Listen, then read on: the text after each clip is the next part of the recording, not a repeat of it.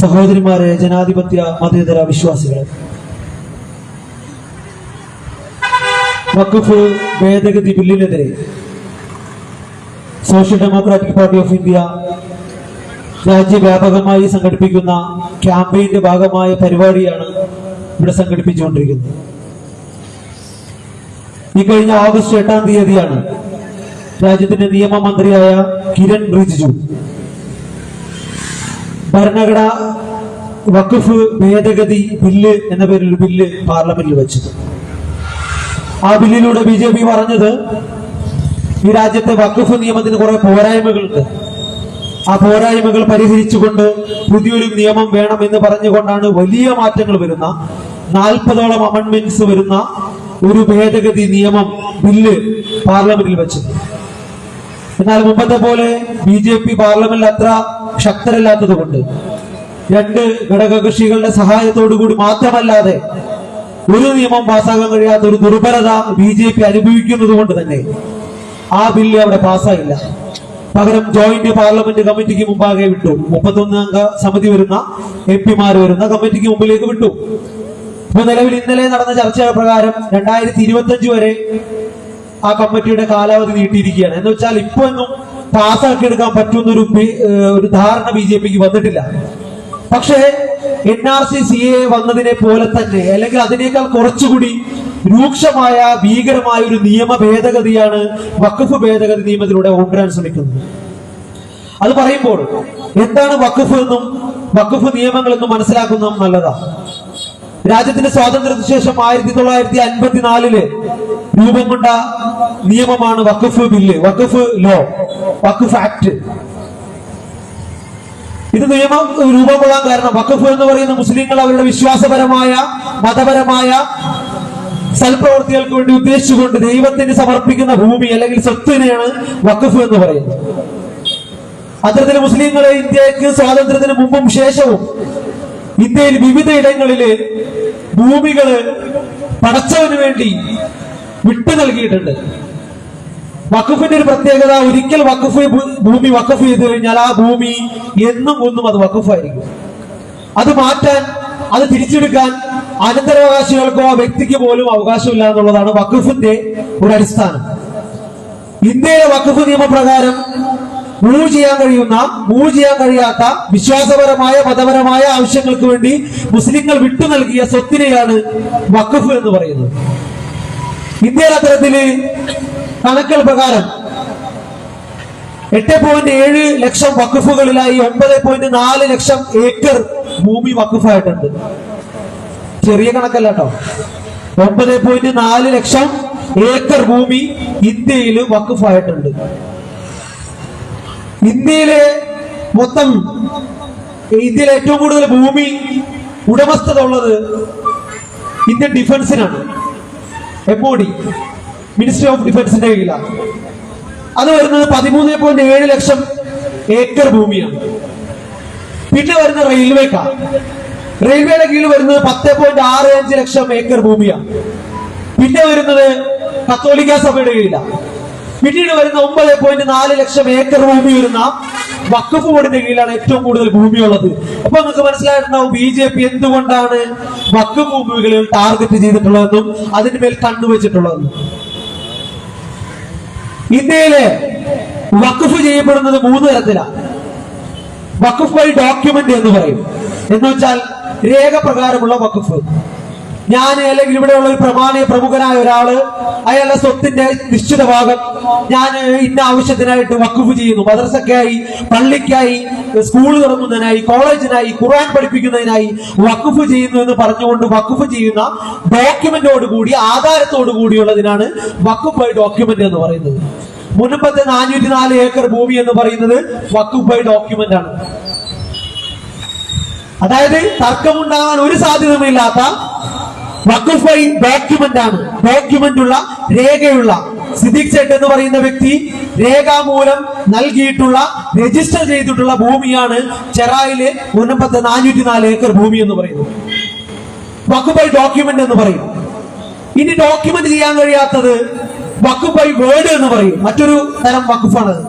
എന്ന് വെച്ചാൽ ചിലപ്പോ ഒരു പക്ഷേ ഏതൊരു വ്യക്തി പറയും, എനിക്ക് ഇന്ന സ്ഥലത്ത് ഇത്ര സ്ഥലമുണ്ട്, ഞാനത് പടച്ചോന് വേണ്ടി വഖഫ് ചെയ്തിരിക്കുന്നു, മദ്രസക്ക് വേണ്ടി വഖഫ് ചെയ്തിരിക്കുന്നു എന്ന് രണ്ടുപേരെ സാക്ഷ്യം നിർത്തി പറഞ്ഞാൽ, വാക്കുകൊണ്ട് പറഞ്ഞു കഴിഞ്ഞാൽ അത് വഖഫായി. അങ്ങനെ വഖഫ് ഭൂമികൾ ഇന്ത്യയിൽ ഒരുപാടുണ്ട്. അപ്പൊ ആ ഭൂമികളുടെ കാര്യം പക്ഷെ ഇപ്പൊ സംഘപരിവാർ പ്രചരണം നടത്തുന്നത് എന്താണ്? മുസ്ലിങ്ങളുടെ കൈകളിൽ നിന്ന് ഭൂമി വാങ്ങരുത്, കാരണം ചിലപ്പോ വാങ്ങിച്ച് കുറച്ച് കഴിയുമ്പോഴായിരിക്കും ഒരു പറയാ അത് വഖഫ് ചെയ്താണെന്ന് പറഞ്ഞ് പിടിച്ച് തിരിച്ചു വാങ്ങിയുമെന്ന് പറഞ്ഞുള്ള ആരോപണങ്ങൾ, വളരെ വർഗീയമായ ആരോപണങ്ങൾ നടത്തിക്കൊണ്ടിരിക്കുന്നത് ഇതിന്റെ അടിസ്ഥാനത്തിലാണ്. പക്ഷെ മുസ്ലിങ്ങളെ സംബന്ധിച്ച് കൊടുത്തതല്ലാതെ പിടിച്ചെടുത്ത ചരിത്രം തന്നെ ഇല്ല എന്നുള്ളതാണ്. മാത്രമല്ല ഇത് ദൈവത്തിന് വേണ്ടി സമർപ്പിക്കുന്നതാണല്ലോ. കട്ട മുതലോ അവിഹിതത്തിന് സമ്പാദിച്ചോ ഒക്കെ ദൈവത്തിന് വേണ്ടി ആരെങ്കിലും സമർപ്പിക്കുമോ? അങ്ങനെ കഴിയില്ല. വഖഫ് ബൈ വേർഡ് എന്നുള്ള രണ്ടാമത്തെ കാറ്റഗറി. മൂന്നാമത്തെ വഖഫ് ബൈ യൂസ്, ഉപയോഗം കൊണ്ട് വഖഫായത്. എന്ന് വെച്ചാൽ ഇന്ത്യയിൽ മുഗളന്മാര് ഭരിച്ചിരുന്നു, ഡൽഹി സുൽത്താനേറ്റ് ഭരിച്ചിരുന്നു. ഇന്ത്യയിൽ വിവിധ പ്രദേശങ്ങൾ അത്തരത്തില് രാജഭരണത്തിന്റെ, മുസ്ലിം രാജഭരണത്തിന്റെ ഭാഗമായിട്ടുണ്ടായിരുന്നു. ആ ഭൂമികൾ ഇന്ത്യയിൽ നിന്ന് രാജഭരണം ഒഴിഞ്ഞപ്പോൾ, ഇന്ത്യക്ക് സ്വാതന്ത്ര്യം കിട്ടിയപ്പോൾ അത് വഖഫിലേക്ക് വന്നു ചേർന്നു. അത്തരത്തിലുള്ളതാണ് താജ്മഹൽ പള്ളി, ബാബരി മസ്ജിദ്, കുത്തുബ് മിനാർ, ഇത്തരമുള്ള ഭൂമികളെല്ലാം അത്തരത്തിൽ വന്നു ചേർന്നതാണ്. അപ്പൊ അതുകൊണ്ട് തന്നെ ഇന്ത്യയിൽ 3 തരത്തിൽ വഖഫ് ചെയ്യപ്പെട്ടിട്ടുണ്ട് ഭൂമികൾ. ഈ വഖഫ് ചെയ്യപ്പെട്ട ഭൂമികൾ പലയിടത്തും വലിയ രീതിയിൽ കയ്യേറ്റങ്ങൾക്ക് ഇരയായിട്ടുമുണ്ട്.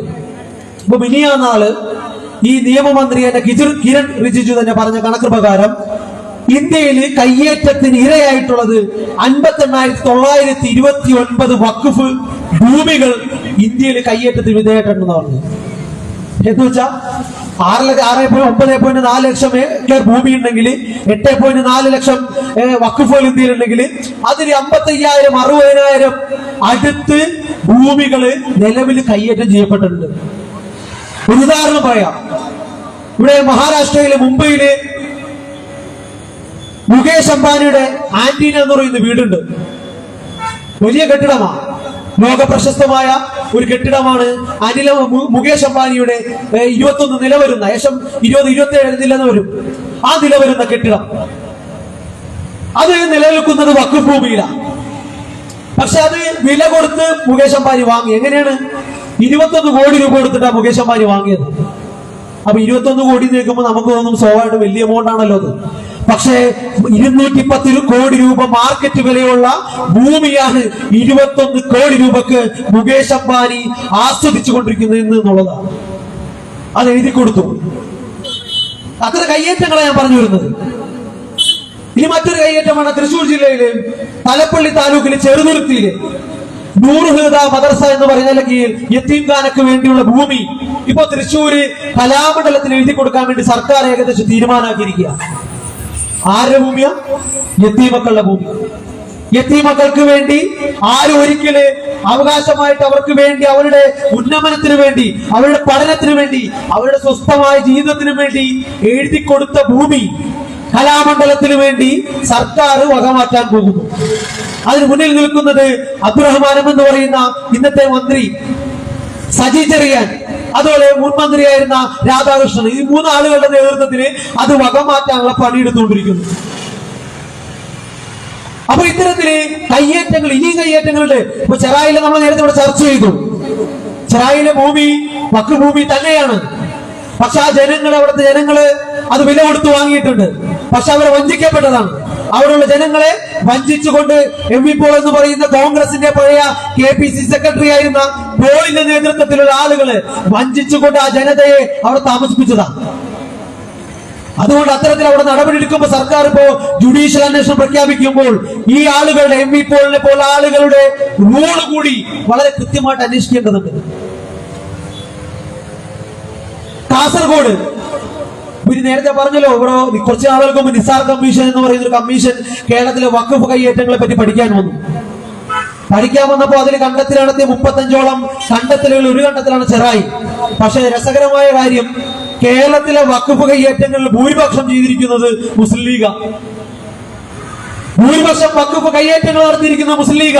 അത് കണ്ണൂർ സർ സയ്യിദ് കോളേജ് ഉൾപ്പെടെയുള്ള ഭൂമികൾ പലതും ചുളവിലെ കടിച്ചു മാറ്റിയിട്ട് അത് ട്രസ്റ്റിന്റെ പേരിലാക്കി മാറ്റി ആസ്വദിച്ചു കൊണ്ടിരിക്കുന്നത് മുസ്ലിം ലീഗ് കൂടിയാ. ഇത് പറയാൻ നമുക്ക് പ്രശ്നമൊന്നുമില്ല. കാരണം എന്താ, സത്യസന്ധമായ രാഷ്ട്രീയമാണ് നമ്മൾ മുന്നോട്ട് വെക്കുന്നത്. അതുകൊണ്ട് വളരെ കൃത്യമായിട്ട് പറയണം, കേരളത്തിലെ ഭൂമികളില് ക്രൈസ്തവ സമുദായത്തിൽപ്പെട്ട സഹോദരങ്ങൾ കയ്യേറി എന്ന് പറയപ്പെടുന്ന ചെറായില് ഭൂമിയുടെ എത്ര ഇരട്ടി വരും മുസ്ലിം ലീഗിന്റെ നേതൃത്വത്തിലുള്ള ഈ കേരളത്തിലെ കയ്യേറ്റങ്ങൾ? അത് മറ്റൊരു വിഷയം. ഇത്തരത്തിൽ വളരെ വ്യവസ്ഥാപിതമായി ഇനി സർക്കാർ നേതൃത്വത്തിൽ ഇപ്പൊ കഴിഞ്ഞ ദിവസം ഡൽഹിയിൽ 168ഓളം വഖഫ് ലാൻഡുകളാണ് ഡീനോട്ടിഫൈ ചെയ്യപ്പെട്ടത്. എന്ന് വെച്ചാൽ വഖഫ് അല്ല എന്ന് സർക്കാർ തീർച്ചപ്പെടുത്തുക. അങ്ങനെ തീർച്ചപ്പെടുത്തുന്ന 168ഓളം വഖഫ് പ്രോപ്പർട്ടികൾ അത്തരത്തിൽ തീർച്ചപ്പെടുത്തിയിട്ടുണ്ട്. ഈ ഒരു സാഹചര്യത്തിൽ വഖഫ് ഭൂമികള് വ്യാപകമായി കയ്യേറ്റം ചെയ്യപ്പെട്ടുകൊണ്ടിരിക്കുന്നു എന്ന് പറയുമ്പോൾ ഇപ്പൊ സർക്കാർ പാർലമെന്റിൽ പറഞ്ഞ രേഖകൾ 58,000. ഇതിന് എത്ര അധികം ഭൂമികൾ കയ്യേറ്റം ചെയ്യപ്പെടുന്നുണ്ട്? ഇനി എത്ര അധികം ഭൂമികൾ വഖഫിൽ രജിസ്റ്റർ ചെയ്യപ്പെടാത്തുണ്ട്? ഇപ്പൊ നമ്മുടെ ഈ പ്രദേശത്ത് തന്നെ എത്ര അധികം ഭൂമികൾ പലതും വഖഫിൽ രജിസ്ട്രേഷൻ പ്രോസസ് പൂർത്തിയാവാത്ത ഭൂമികളുണ്ട്. അപ്പോ അത്തരം ഭൂമികൾ ഒരുപാടുണ്ട്. ഈ ഭൂമികൾ സംരക്ഷിക്കപ്പെടേണ്ടതാണ്. കാരണം എന്താ, ഇന്നത്തെ മുസ്ലിം കമ്മ്യൂണിറ്റിക്ക് സമുദായത്തിന് വേണ്ടെങ്കിൽ പോലും നാളെ ഈ തലമുറക്ക് ഉയരാൻ പറ്റിയ മുസ്ലിം സമുദായത്തിലെ പുതുതലമുറക്ക് വളർന്നു വരാനും ശാക്തീകരിക്കാനും കഴിയുന്ന ഒരു മണ്ണാണത്, ഒരു വിത്താണത്. അതുകൊണ്ട് തന്നെ ഇന്നത്തെ മുസ്ലിം കമ്മ്യൂണിറ്റിക്ക് ആവശ്യമില്ലെങ്കിലും അത് വളരെ കൃത്യമായിട്ട് സുരക്ഷിതമായിട്ട് അടുത്ത തലമുറക്ക് കൈമാറാനുള്ള ഉത്തരവാദിത്തം ഈ നാട്ടിലെ ഓരോ ജനങ്ങൾക്കും അതേ വിശ്വാസികൾക്കും മുസ്ലിങ്ങൾക്കും ഉണ്ട് എന്നുള്ളതാണ്. ഈ കയ്യേറ്റങ്ങളെ പറ്റി പറഞ്ഞു. ഈ കയ്യേറ്റങ്ങൾ ആദ്യം തൊട്ട് തന്നെ വഖഫ് ഭൂമിയിൽ സംരക്ഷിക്കുന്നതിന് ഇന്ത്യക്ക് സ്വാതന്ത്ര്യം കിട്ടുന്നതിന് മുമ്പ് തന്നെ നിയമങ്ങൾ ഉണ്ടായിരുന്നു. ഇപ്പൊ ഒന്നും നിയമമല്ല. ഇപ്പൊ പറയുന്നത് വഖഫ് ഭൂമിയുടെ ആക്ടിന്റെ പേരിൽ ജനങ്ങൾ പ്രയാസപ്പെടുന്നു എന്ന് പറയുന്നത് പക്ഷെ വലിയ നുണകളാ. ഇപ്പൊ ചെറിയ ഏതെങ്കിലും ഒരു സംഭവത്തിന്റെ പേരിൽ ഇപ്പോ മുനപ്പം മാത്രമായിരിക്കും അത്തരത്തിൽ ഇന്ത്യയിൽ വഖഫ് ആക്ടിന്റെ പേരിൽ പ്രയാസം അനുഭവിക്കുന്ന ഒരു ജനത. അത് അവരുടെ കൂടി പ്രശ്നം കൊണ്ടാണ് സംഭവിച്ചത്. പക്ഷെ ഇന്ത്യയില് ഒരു സ്ഥലത്തും വഖഫിന്റെ പേരിൽ ജനങ്ങൾ പ്രയാസപ്പെടുന്നില്ല. പക്ഷെ അത്തരത്തിലുണ്ട് എന്ന് പ്രചരിപ്പിക്കാൻ BJP ശ്രമിച്ചുകൊണ്ടിരിക്കുക. അപ്പൊ അന്ന് തന്നെ ഇന്ത്യക്ക് സ്വാതന്ത്ര്യം കിട്ടുന്നതിന് മുമ്പ് തന്നെ 1863 റിലീജിയസ് എൻഡോമെന്റ് ആക്ട് എന്ന് പറഞ്ഞുകൊണ്ട് ബ്രിട്ടീഷുകാർ ഒരു നിയമം ഉണ്ടാക്കിയിരുന്നു. എന്തിനാ? വഖഫ് ഭൂമി സംരക്ഷിക്കാനാണ്. അന്ന് വഖഫ് ചെയ്യുന്നുണ്ട്. മുസ്ലിങ്ങൾ മാത്രമല്ല കേട്ടോ, നോൺ മുസ്ലിങ്ങൾ, മുസ്ലിങ്ങളല്ലാത്ത ആളുകളും വഖഫ് ചെയ്തിരുന്നു. കാരണം എന്താ, ഈ വഖഫ് ഭൂമിയുടെ ഒരു പ്രത്യേകത എന്ന് പറയുന്നത് അത് മുസ്ലിങ്ങൾക്ക് മാത്രം ഉപയോഗിക്കാനുള്ളതല്ല. മറിച്ച് ഈ നാട്ടിൽ റോഡ് വികസനം വന്നു. ഇതൊരു വഖഫ് ഭൂമിയാണെങ്കിൽ റോഡ് വികസനത്തിന് വേണമെങ്കിൽ വഖഫ് ഭൂമി വിട്ടുകൊടുക്കാം. കാരണം അത് പൊതു താല്പര്യമാണ്, പൊതു ആവശ്യമാണ്. നാട്ടിലൊരു വൈദ്യുതി ഉൽപാദന കേന്ദ്രം വേണം എങ്കിൽ വേണമെങ്കിൽ വഖഫ് ഭൂമി അതിന് വിട്ടുകൊടുക്കാം. ഇത് ഞാൻ പറയുന്നതല്ല കേട്ടോ, നമ്മുടെ വഖഫ് നിയമം പറയുന്നതാണ്. ഇനി നാട്ടിലെ ജീവജാലങ്ങൾ, പക്ഷികൾ, മൃഗങ്ങൾ ഉൾപ്പെടുന്ന ജീവജാലങ്ങളെ സംരക്ഷിക്കാൻ വേണമെങ്കിലും വഖഫ് ഭൂമി വിട്ടുകൊടുക്കാം. പൊതു ആവശ്യങ്ങൾക്ക് വഖഫ് ഭൂമി വിട്ടുകൊടുക്കുന്നതിൽ പ്രശ്നമില്ല. പക്ഷേ ഏതെങ്കിലും റിസോർട്ടുകൾക്കോ ഏതെങ്കിലും മാഫിയകൾക്കോ ഏതെങ്കിലും കുത്തകകൾക്കോ അവരുടെ കച്ചവട സമ്പാദനത്തിന് വേണ്ടി വഖഫ് ഭൂമികൾ വിട്ടുകൊടുക്കാൻ പാടില്ല എന്നത് തന്നെയാണ് സോഷ്യൽ ഡെമോക്രാറ്റിക് പാർട്ടി ഓഫ് ഇന്ത്യയുടെ നിലപാട്. അത് നമ്മൾ അനുവദിക്കൂല. സാധാരണക്കാരായി ഇപ്പൊ 600 കുടുംബങ്ങൾ ഇപ്പൊ 404 ഏക്കർ ഭൂമി ഉണ്ടെന്ന് പറയുന്നുണ്ട് ചെറായില്. 600 കുടുംബങ്ങള് ഈ തീരദേശവാസികളാണല്ലോ, 10 സെന്റ് വെച്ച് കൂട്ടാം. 600 വീട്ടുകാർക്ക് 10 സെന്റ് വെച്ച് കൂട്ടിയാൽ 60 ഏക്കർ പോട്ടെ, 100 ഏക്കർ ഭൂമി വരും സാധാരണക്കാരായ കുടുംബങ്ങൾ ജീവിക്കുന്ന ഭൂമി. ബാക്കി 300 ഏക്കർ ഭൂമിയുടെ 404 ഏക്കർ ഭൂമി സിദ്ദീഖ് സേട്ട് വഖഫ് ചെയ്തെങ്കിൽ അതിന് 100 ഏക്കറിലെ പരമാവധി അവിടുത്തെ ജനങ്ങൾ ജീവിക്കുന്നുള്ളൂ. ബാക്കി വരുന്ന 300 ഏക്കർ ഭൂമിയുടെ അവിടെയാണ് SDP നേരത്തെ പറഞ്ഞതുപോലെ ഇവിടെയുള്ള കയ്യേറ്റക്കാരെ, റിസോർട്ട് ഉടമകളായിട്ടുള്ള കുത്തക കമ്പനികളായിട്ടുള്ള കയ്യേറ്റക്കാരെ തിരിച്ചറിയണമെന്നും അവരവിടെ നിന്ന് ഇറക്കി വിടണമെന്നുള്ള നിലപാട് പ്രസക്തമാകുന്നു. അപ്പൊ അതുകൊണ്ട് തന്നെ ഞാൻ പറഞ്ഞു 1863 നിയമം വന്നു. പിന്നീട് 1913 വഖഫ് വാലിഡേഷൻ ആക്ട് എന്ന് പറഞ്ഞൊരു നിയമം വന്നു. ഇതും ബ്രിട്ടീഷുകാരുണ്ടാക്കിയതാണ്. 1920 ചാരിറ്റബിൾ ആൻഡ് സൊസൈറ്റി ആക്ട് എന്ന് പറഞ്ഞുകൊണ്ട്, ചാരിറ്റബിൾ ട്രസ്റ്റ് ആക്ട് എന്ന് പറഞ്ഞുകൊണ്ട് വഖഫ് സംരക്ഷിക്കാൻ ഒരു നിയമം വന്നു.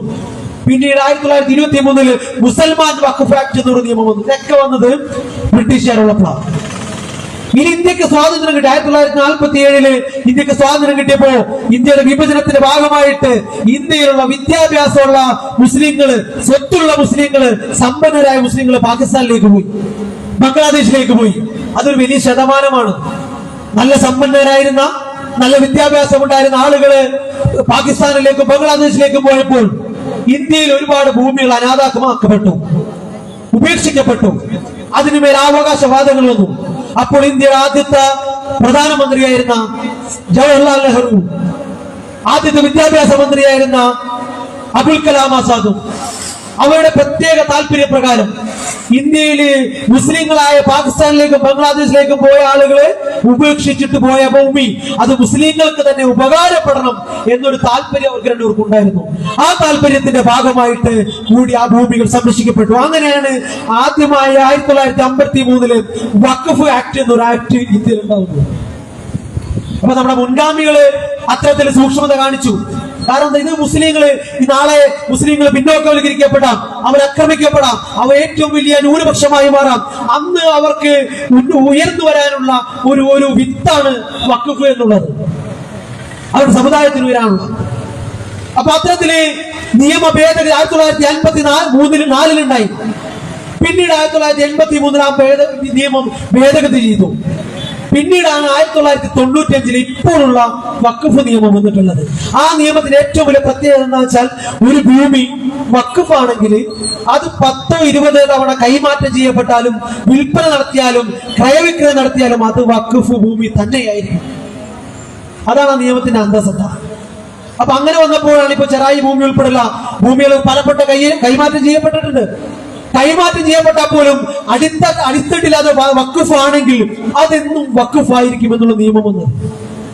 ആ നിയമം യഥാർത്ഥത്തിൽ ഇന്ത്യയിൽ വരുന്ന അന്യാധീനക്കപ്പെടുന്ന മുഴുവൻ വഖഫ് സ്വത്തുക്കളും കയ്യേറ്റം ചെയ്യുന്നത് തടയാനുള്ള വളരെ കൃത്യമായ ഒരു ദീർഘവീക്ഷണമുള്ള നിയമം വരുന്നു.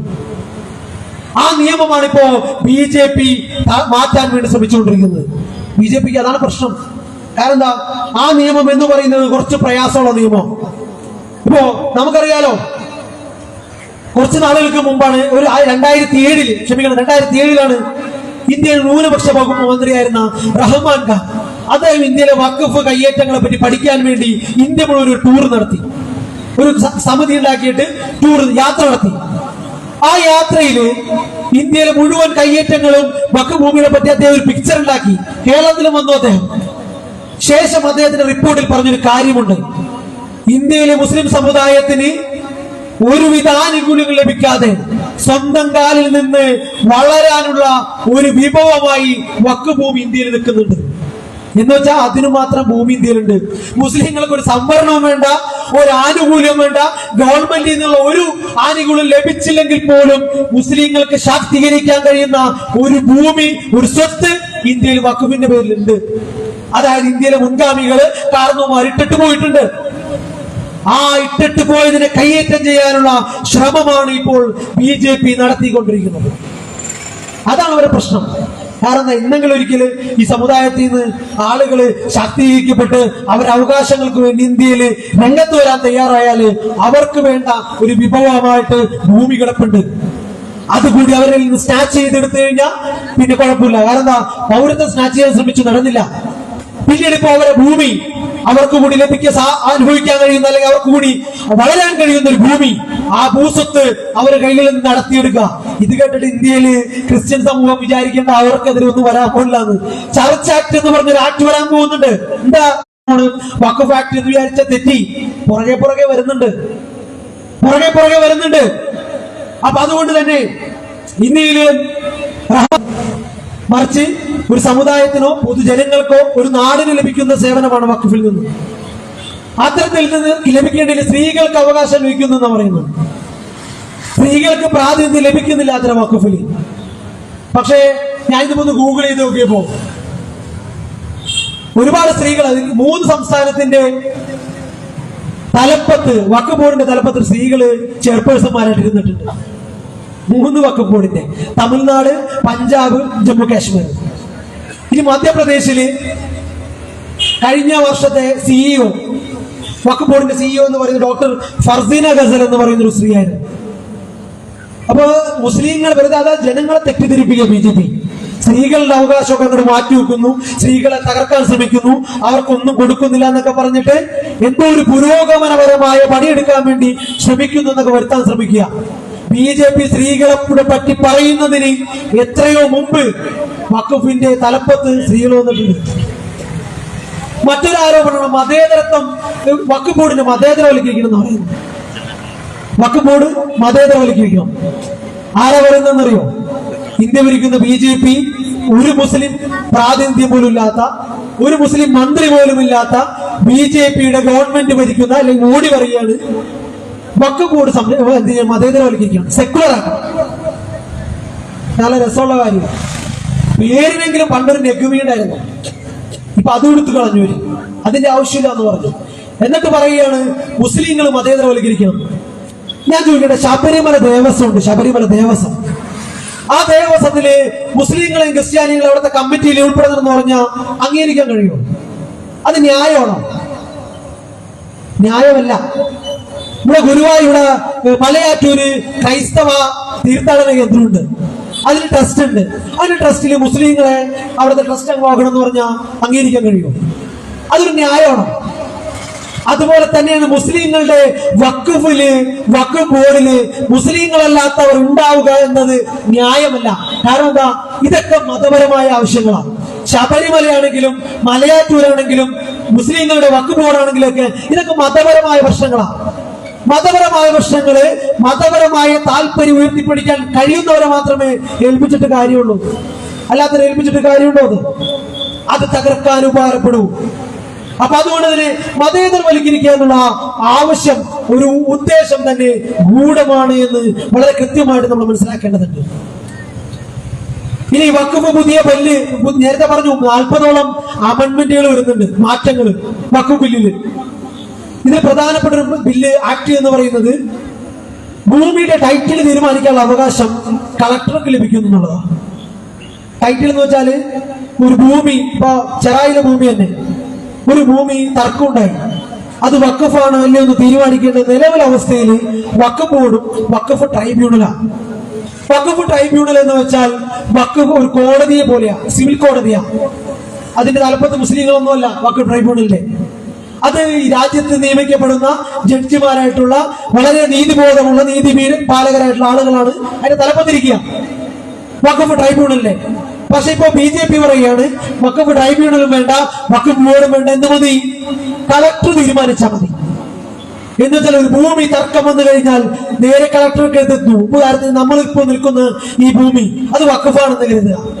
കുറച്ച് RSS വന്നിട്ട് ആരോപിക്കുകയാണ് ഇത് വഖഫല്ല, ഇത് ഞങ്ങളുടെ ഭൂമിയാണ് എന്ന് പറഞ്ഞു.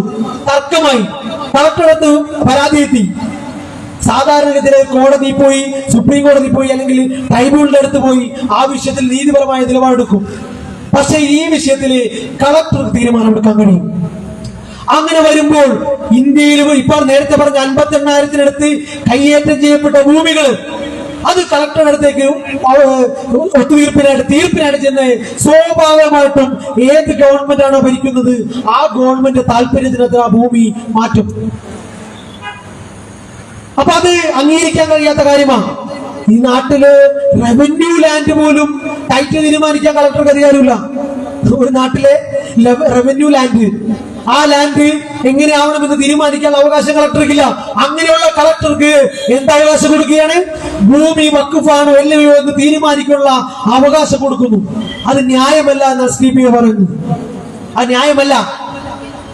മറ്റൊന്നാണ് വഖഫ് ഭൂമിയിൽ ഇനി മുസ്ലിങ്ങളല്ലാത്തവർക്ക് വഖഫ് ചെയ്യാൻ കഴിയില്ല.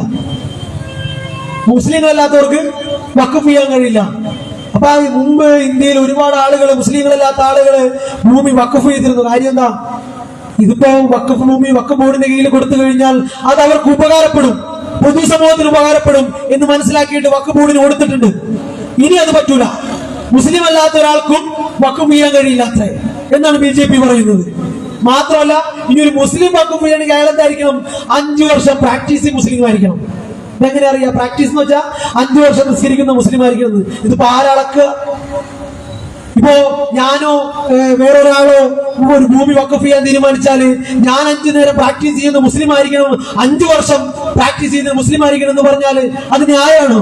അത് ആരളക്കുക? ചുരുക്കി പറഞ്ഞാൽ വഖഫ് ഇനി ചെയ്യാതിരിക്കാനുള്ള ഒരു കളി അതിൽ BJP നടത്തുന്നുണ്ട്. മുസ്ലിങ്ങളല്ലാത്തവർ വഖഫ് ചെയ്യാൻ പാടില്ല, മുസ്ലിങ്ങളും തന്നെ വഖഫ് ചെയ്യാൻ പാടില്ല എന്നുള്ളൊരു പദ്ധതി അതിലുണ്ട്. ഇപ്പൊ മതം മാറ്റ നിയമമൊക്കെ വരുന്നുണ്ടല്ലോ. എന്താ മതം മാറാൻ പാടില്ല? മതം മാറണമെങ്കിൽ എന്ത് ചെയ്യണം? കളക്ടറുടെ മുമ്പിൽ പോയി എഴുതി കൊടുക്കണം അത്രേ. അപ്പൊ ഗുണം എന്താ?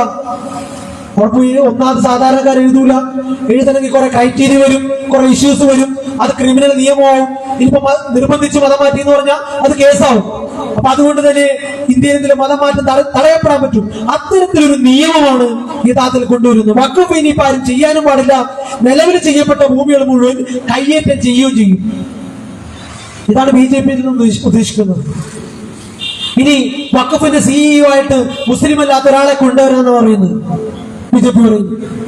അതതിന്റെ ഉദ്ദേശം തന്നെ നടപ്പിലാവുന്നില്ല. ഇപ്പൊ പള്ളി കമ്മിറ്റിയുടെ പ്രസിഡന്റായിട്ട് വേറെ ആളെ കൊണ്ടുവന്നിട്ട് കാര്യമുണ്ടോ? പോട്ടെ, നമ്മുടെ പള്ളത്താമര ഭഗവതി ക്ഷേത്രത്തില് ഉത്സവത്തിന് അതിന്റെ കമ്മിറ്റിയുടെ പ്രസിഡന്റായിട്ട് എന്നെയോ സുധീർ ഉമ്മറിനെ പിടിച്ചാക്കിയിട്ടുണ്ടെങ്കിൽ എന്തെങ്കിലും ഗുണമുണ്ടാവോ? അതത് വിശ്വാസപരമായ ആവശ്യമാണ്.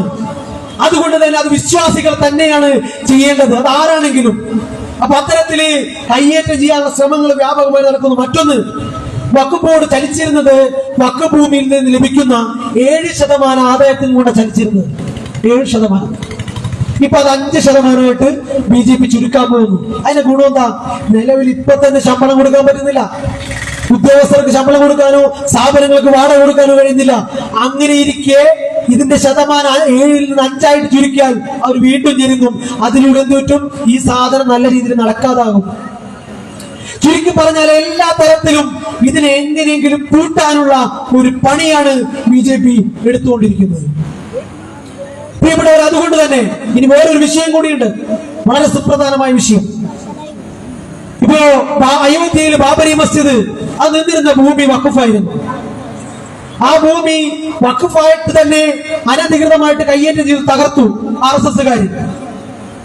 ഇപ്പോ ഷാഹി മസ്ജിദ്, ഉത്തർപ്രദേശിലെ ഷാഹി മസ്ജിദ് അനധികൃതമാണ് എന്ന് പറഞ്ഞെങ്കിൽ വഖഫല്ല, മസ്ജിദല്ല, അമ്പലം എന്ന് പറഞ്ഞ RSSകാർ വരുന്നുണ്ട്. ഇപ്പോ ഈ നിയമപ്രകാരം പുതിയ വഖഫ് നിയമം വന്നു കഴിഞ്ഞാൽ ഒരു ഭൂമി ബാബരിയുടെ ഭൂമി വഖഫല്ല എന്ന് തെളിയിക്കപ്പെട്ടാൽ അവിടെ നിൽക്കുന്ന കെട്ടിടം എന്തായി? അനധികൃത കെട്ടിടമായി. ഒരു ഭൂമി, ഇപ്പൊ ഇവിടെ ഒരു ബിൽഡിംഗ് ഉണ്ട്, ഈ ഭൂമി വഖഫല്ല എന്ന് തെളിയിക്കപ്പെട്ട് കഴിഞ്ഞാൽ അവിടെ നിൽക്കുന്ന കെട്ടിടം അനധികൃതമാകും. ഇവിടെയുള്ള പള്ളി അത് വഖഫല്ല എന്ന് പറഞ്ഞു കഴിഞ്ഞാൽ, തെളിയിക്കപ്പെട്ട് കഴിഞ്ഞാൽ, കളക്ടർ ഓർഡർ ഇട്ട് കഴിഞ്ഞാൽ അവിടെയുള്ള കെട്ടിടം പള്ളി എന്തായി? അനധികൃത കെട്ടിടമായി. അങ്ങനെ വരുമ്പോൾ അനധികൃത കെട്ടിടം പൊളിക്കാൻ വലിയ പ്രശ്നമൊന്നുമില്ല, ഉണ്ടോ? നേരത്തെ അയോധ്യയില് ബാബരി മസ്ജിദ് അനധികൃതമായിട്ടാണ് വിളിച്ചെങ്കിൽ ഇനി സർക്കാരിന് നേരിട്ട് വിളിക്കാനുള്ള ഒരു ഓപ്ഷൻ ഈ നിയമ ഭേദഗതിയിലൂടെ വരുന്നു. എന്ന് വെച്ചാൽ ഇപ്പോ ബാബരി മസ്ജിദിലും അയോധ്യയിലും മാത്രമാണ് തർക്കങ്ങൾ ഉണ്ടായതെങ്കിൽ നമ്മുടെ രാജ്യത്ത് ഓരോ ചെറിയ പ്രദേശങ്ങളിലേക്കും വ്യാപകമായി കലാപങ്ങൾ അയച്ചുവിടാനും പള്ളികൾക്കെതിരെ ആരോപണങ്ങൾ ഉന്നയിക്കാനും അതിലൂടെ നാട്ടിൽ കലാപമുണ്ടാക്കാനും RSS പ്ലാൻ ചെയ്തതിന്റെ ഒരു പദ്ധതി കൂടിയാണ് വഖഫ് ഭേദഗതിയിൽ. നിങ്ങൾ ആലോചിച്ചു, ഇപ്പൊ തൃശ്ശൂർ പല പള്ളിക്കെതിരെയും ഇപ്പൊ ചാവക്കാട് ആരോപണം ഉന്നയിച്ചു തുടങ്ങിയിട്ടുള്ള BJP. ഇത്തരത്തിൽ ഉന്നയിക്കപ്പെടുന്ന സ്ഥലങ്ങളിലെല്ലാം കലാപുണ്ടാക്കി അവിടെ മുസ്ലിങ്ങളെയും ക്രിസ്ത്യാനികളെയും ഹൈന്ദവരെയും തമ്മിൽ തല്ലിനടുപ്പിച്ചുകൊണ്ട് BJPക്ക് വർഗീയമായി നേട്ടമുണ്ടാക്കാം എന്നാണ് BJP കരുതുന്നത്. പക്ഷെ ഒരു കാര്യം BJPയെ ഓർമ്മപ്പെടുത്താൻ ഞങ്ങൾ ആഗ്രഹിക്കുകയാണ്. ബാബരി മസ്ജിദ് 1992 തകർത്തപ്പോൾ അവിടെ ഒരാൾ പോലും രക്തസാക്ഷിയായിട്ടില്ല എങ്കിൽ സംബാൽ പള്ളിക്ക് നേരെ RSS കഴിഞ്ഞ ദിവസം 2024 അക്രമവുമായി വന്നപ്പോൾ 6 പേര് രക്തസാക്ഷികളാവാൻ മുമ്പിലുണ്ടായിട്ടില്ലെങ്കിൽ ഇന്ത്യൻ മുസ്ലിങ്ങളെ കുത്തുബുദ്ദീൻ അൻസാരിമാരെ പോലെ കൈകുളിപ്പിക്കുന്ന കാലത്തിൽ നിന്ന് ചെറുക്കാനുള്ള കാലത്തിലേക്ക് മുസ്ലിങ്ങൾ വളർന്നിരിക്കുന്നു എന്നുള്ളൊരു യാഥാർത്ഥ്യം കൂടി ഇന്ത്യയിൽ BJP മനസ്സിലാക്കുന്നതാണ്. ബാബരി മസ്ജിദ് തകർക്കാൻ ചെന്നപ്പോൾ അവിടെ രക്തസാക്ഷികളായി വീടാൻ ചെറുക്കാൻ പേരിൽ വരും ആരുണ്ടായില്ല. പക്ഷെ സംബാലില് 6 ചെറുപ്പക്കാർ രക്തസാക്ഷികളായെങ്കിൽ 60ഓളം പേര് ചെറുപ്പക്കാര് ചെറുത്തു നിൽക്കാൻ വേണ്ടി തയ്യാറായിട്ടുണ്ട്. ഇന്ത്യൻ മുസ്ലിങ്ങൾക്ക് മാറ്റമുണ്ട്. അതുകൊണ്ട് BJP വലിയ മനക്കോട്ടൊന്നും കെട്ടണ്ട. RSSകാര് ഇതൊക്കെ ആയിട്ട് വരുമ്പോൾ ഇത് വലിയ മനക്കോട്ടകളുമായിട്ടൊന്നും ഇന്ത്യൻ മുസ്ലിങ്ങളെ ഞങ്ങള് കീഴ്പ്പെടുത്തി കളയാം, തകർത്ത് കളയാം എന്നുള്ള ലക്ഷ്യവുമായിട്ടൊന്നും RSS വരാൻ നിൽക്കണ്ട. കാലം മാറിക്കഴിഞ്ഞു. കൈകൂപ്പിയുന്ന കുത്തുബുദ്ദീൻ അൻസാരിമാർക്ക് പകരം RSSനെതിരെ വീൽ ചൂണ്ടുന്ന, RSSനെതിരെ കൈ ഉയർത്തുന്ന ഷാരൂഖ് കുമാരുടെ കാലത്തിലേക്ക് ഇന്ത്യ വളർന്നിട്ടുണ്ട്. അപ്പൊ അതുകൊണ്ട് ആ ഒരു അജണ്ടയായിട്ടൊന്നും RSS വന്നിട്ട് വലിയ കാര്യമൊന്നുമില്ല. മുസ്ലിങ്ങൾക്ക് ഭയമില്ല, SDP-ക്കും ഭയമൊന്നുമില്ല. എന്താ? നമ്മുടെ മുദ്രാവാക്യം തന്നെ ഭയത്തിൽ നിന്ന്, വിശപ്പിൽ നിന്ന് മോചന. ഒരുവിധ ഭയത്തിനും ഈ രാജ്യത്തെ ജനങ്ങളെ വിട്ടുകൊടുക്കില്ല എന്ന് മാത്രമല്ല, SPP ഒരാണ്ട് പോലും RSSന്റെയോ BJPയുടെയോ അജണ്ടകളിൽ വീഴില്ല. ഇപ്പൊ ചെറായിലെ വിഷയം വന്നപ്പോ പലരും പറഞ്ഞതാ അതൊരു കമ്മ്യൂണൽ ഇഷ്യൂ ആയി മാറും, വർഗീയ പ്രശ്നമായി മാറും. നമ്മൾ എന്ത് ചെയ്യാൻ പാടില്ല, ശ്രദ്ധിച്ചു പറയണം. സത്യം പറയുന്നത് ഒന്ന് VD സതീശനൊക്കെ ഒന്ന് നിലപാട് മാറ്റി, ഹൈബിയുടെ നമ്മുടെ MP നിലപാട് മാറ്റി. പക്ഷെ ഞങ്ങളെ സംബന്ധിച്ച് ഞങ്ങളോട് അച്ഛനായിട്ടൊക്കെ സംസാരിച്ചു, ഫാദർ ആന്റണി സേവിയറായിട്ട് സംസാരിച്ചു, അവിടെ മെത്രാന്റെ പ്രതിനിധിയായിട്ട് സംസാരിച്ചു.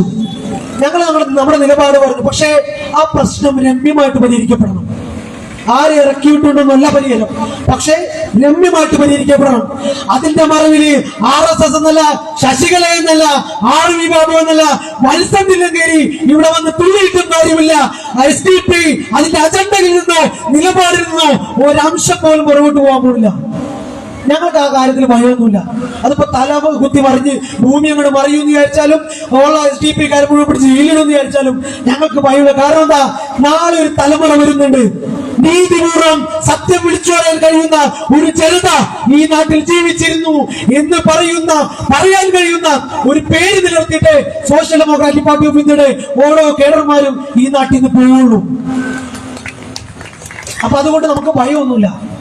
പക്ഷേ ഞങ്ങൾ ഒരുമിച്ച് ജീവിക്കുന്നവരാ. മുൻപത്തെ ജനങ്ങളും നമ്മളും ഒരുമിച്ച് ഒന്നിച്ച് ജീവിക്കുന്നവരാ. ഞങ്ങളുടെ സഹോദര തുല്യരാണ് അവര്.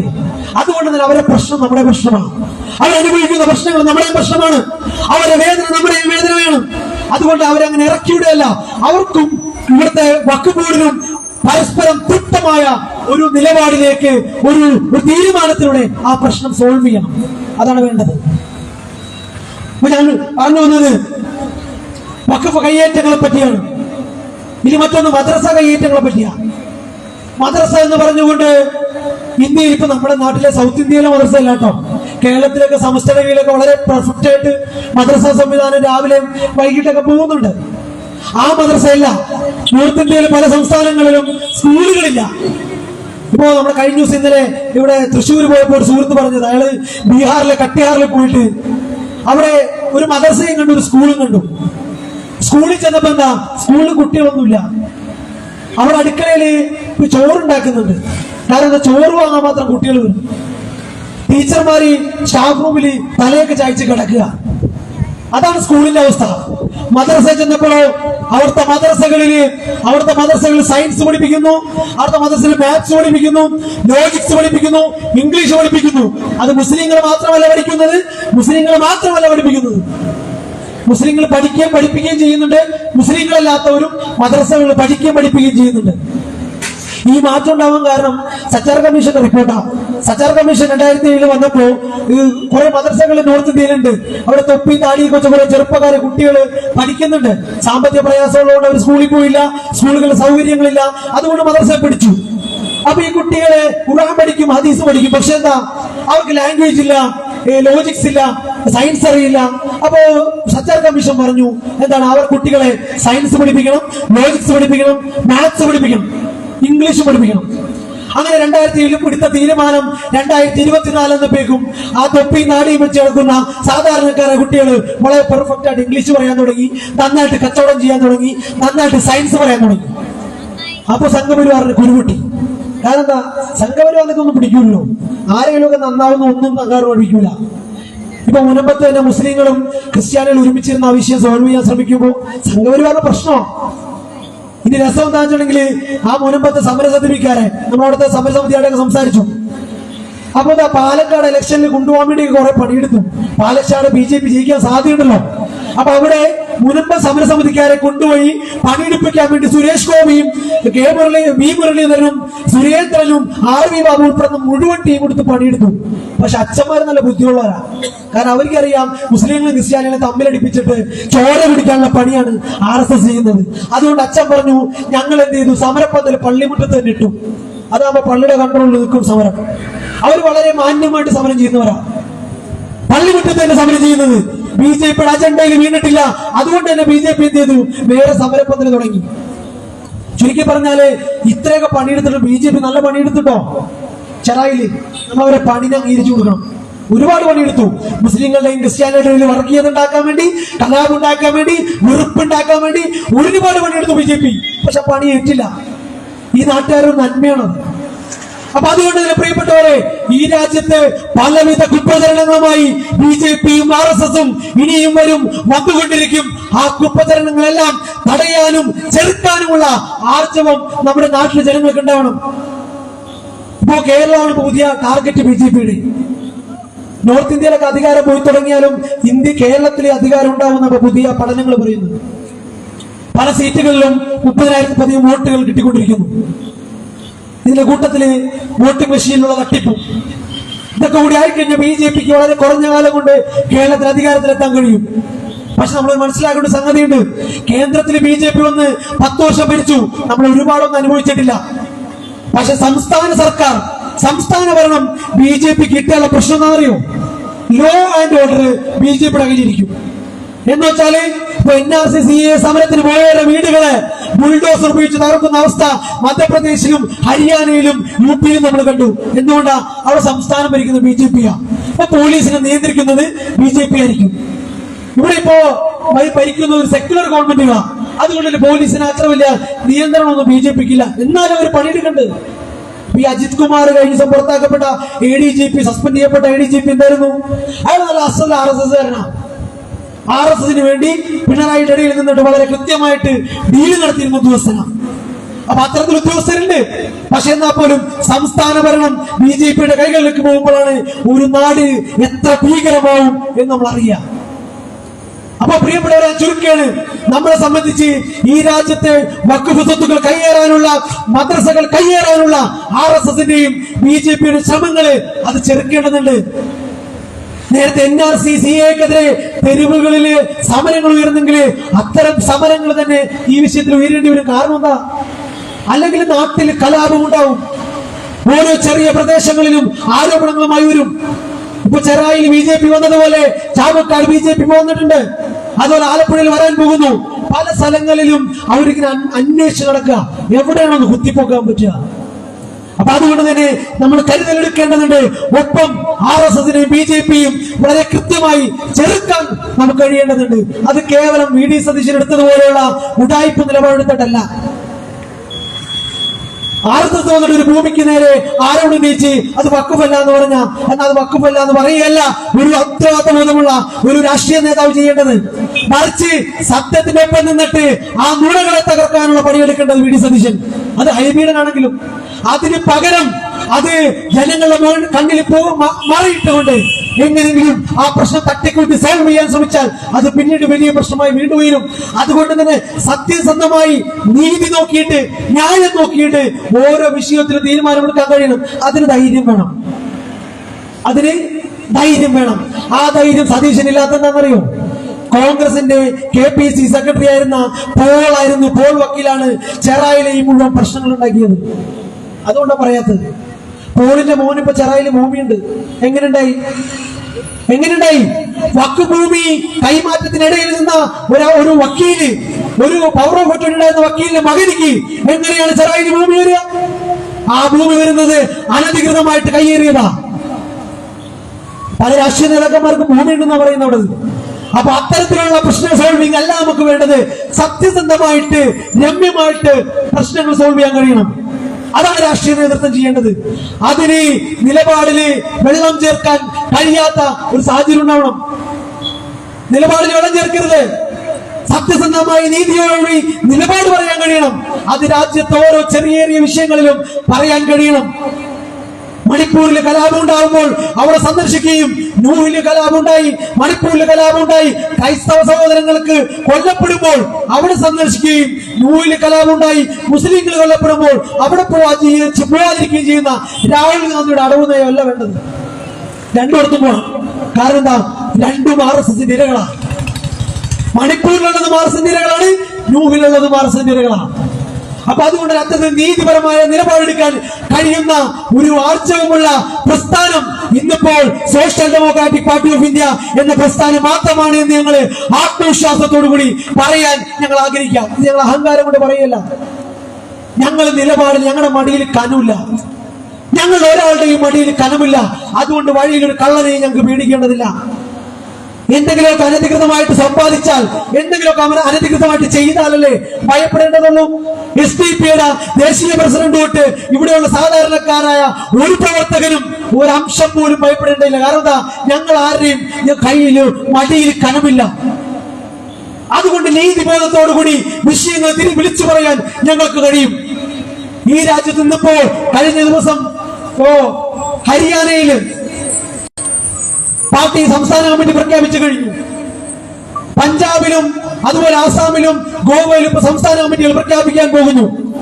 21-ൽ പരം സംസ്ഥാനങ്ങളില് വളരെ വ്യവസ്ഥാപിതമായിട്ട് പ്രവർത്തിച്ചുകൊണ്ടിരിക്കുന്ന പ്രസ്ഥാനം SDP. അതുകൊണ്ട് തന്നെ നമ്മളിപ്പോ ഉയർത്തിയിട്ടുള്ള ഈ വഖഫ് വിഷയം അത് ചെറായി ബേസിലല്ല, നേരത്തെ ഉദ്ഘാടകർ പറഞ്ഞതുപോലെ ഇന്ത്യ മുഴുവനുള്ള വഖഫിന് വേണ്ടിയുള്ള പോരാട്ടമാണത്. അതുകൊണ്ട് തന്നെ പ്രിയപ്പെട്ടവരെ, നീതിബോധമുള്ള രാഷ്ട്രീയ ബോധമുള്ള സംഘത്തോടൊപ്പമാണ് നമ്മൾ നിലകൊള്ളേണ്ടത്. കാപട്യത്തിന്റെയും അവസരവാദത്തിന്റെയും രാഷ്ട്രീയക്കാരെ തിരിച്ചറിഞ്ഞുകൊണ്ട് നീതിയുടെ പക്ഷം പിടിച്ചില്ലെങ്കിൽ ഇനിയും RSS വരക്കുന്ന കളത്തിനുള്ളിൽ നിന്ന് ചിന്തിക്കുന്ന രാഷ്ട്രീയ നേതാക്കന്മാരുടെ നിലപാടിനനുസരിച്ച് നമ്മൾ നീങ്ങേണ്ടി വരും. ഇപ്പൊ ഇന്ത്യയിലെ ഭൂരിപക്ഷം രാഷ്ട്രീയ നേതാക്കന്മാരുടെ നിലപാട് എന്താണെന്ന് വെച്ചാൽ RSS ഒരു വരക്കും, ആ വരക്കുള്ളിൽ നിന്ന് മാത്രമേ ചിന്തിക്കുകയുള്ളൂ. RSS പറയും ചെറായിൽ വഖഫ് ഭൂമിയല്ല, VD സതീശൻ പറയും ചെറായിൽ വഖഫ് ഭൂമിയല്ല, ഉണ്ണികൃഷ്ണൻ പറയും ചെറായില്, ഉണ്ണികൃഷ്ണൻ നമ്മുടെ MLA CPM-ന്റെ വഖഫ് ഭൂമിയിൽ. എന്താ പറയാമെന്ന്? RSS ഒരു ക്യാൻവാസ് വരക്കും, ആ ക്യാൻവാസിനകത്ത് നിന്ന് ചിന്തിക്കാൻ മാത്രമേ ഇവർ കഴിയുന്നുള്ളൂ. അതിന് പുറത്തു നിന്ന് ചിന്തിക്കണമെങ്കിൽ ധീരത വേണം, തന്റെ ഇടം വേണം, ആർജവം വേണം, നിലപാട് വേണം. ആ നിലപാടുള്ള പ്രസ്ഥാനത്തിലേക്ക് നിങ്ങൾ ഓരോരുത്തവരെയും ഞങ്ങൾ ക്ഷണിക്കുകയാണ്. പ്രിയപ്പെട്ടവരെ, നമുക്ക് ഈ രാജ്യത്ത് ഒരു ഇന്ത്യ ഉണ്ടാക്കേണ്ടതുണ്ട്. ആ ഇന്ത്യ എന്ന് പറയുന്നത് മുസൽമാനും ഹൈന്ദവനും ക്രിസ്ത്യാനിക്കും മതമുള്ളവനും ഇല്ലാത്തവനും എല്ലാവർക്കും നീതി ലഭിക്കുന്ന ഒരു ഇന്ത്യ നമുക്ക് ഉണ്ടാക്കിയെടുക്കേണ്ടതുണ്ട്. ആ ഇന്ത്യ ഉണ്ടാക്കാൻ തട്ടിക്കൊണ്ട് അവസരവാദ നിലപാടുകളുമായി മുന്നോട്ട് പോയാൽ കഴിയില്ല. സത്യസന്ധമായി ഈ രാജ്യത്ത് ജാതി മതത്തിന്റെ പേരിൽ അനുഭവിക്കുന്ന പ്രശ്നങ്ങള് അത് അങ്ങനെ തന്നെ അഡ്രസ് ചെയ്തുകൊണ്ട്, മുസ്ലിം അനുഭവിക്കുന്ന പ്രശ്നങ്ങള് മുസ്ലിമായിട്ട് അഡ്രസ് ചെയ്തുകൊണ്ട്, ക്രൈസ്തവൻ അനുഭവിക്കുന്ന പ്രശ്നങ്ങള് ക്രൈസ്തവനായി അഡ്രസ് ചെയ്തുകൊണ്ട് തന്നെ ആ പ്രശ്നങ്ങൾ അഡ്രസ് ചെയ്ത് മുന്നോട്ട് പോകാൻ കഴിയുന്ന ഒരവസരം ഇന്ത്യയിൽ ഉണ്ടാവണം. അതിന് കഴിയട്ടെ എന്ന് ആശംസിച്ചുകൊണ്ട് ഞാൻ എന്റെ വാക്കുകൾ ചുരുക്കുകയാണ്. എന്നെ ശ്രമിച്ച മുഴുവൻ ആളുകൾക്കും 1000 വിപ്ലവ അഭിവാദ്യങ്ങൾ. ജയ് ഹിന്ദ്, ജയ് SDP.